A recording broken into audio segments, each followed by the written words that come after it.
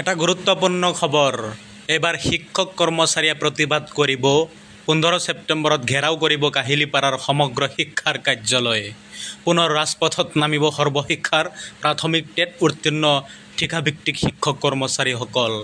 দৰমহা গাঁথনিৰ আহুৱা নিৰ্মূল কৰা, শিক্ষকৰ ছুটি অনুমোদন সৰলীকৰণৰ দাবীত এইবাৰ ন্যায্য প্ৰাপ্যৰ দাবীৰে পুনৰ শ্ৰেণীকোঠা এৰি ৰাজপথত নামিব সৰ্বশিক্ষাৰ অধীনস্থ প্ৰাথমিক টেট উত্তীৰ্ণ ঠিকাভিত্তিক শিক্ষকসকলে।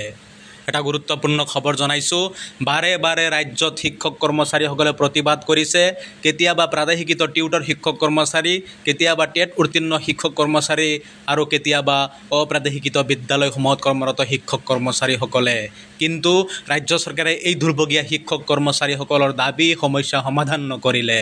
এইবাৰ 15 ছেপ্টেম্বৰত ঘেৰাও কৰিব কাহিলীপাৰাৰ সমগ্ৰ শিক্ষাৰ কাৰ্যালয়। এটা গুৰুত্বপূৰ্ণ খবৰ টেট উত্তীৰ্ণ শিক্ষক কৰ্মচাৰীসকল।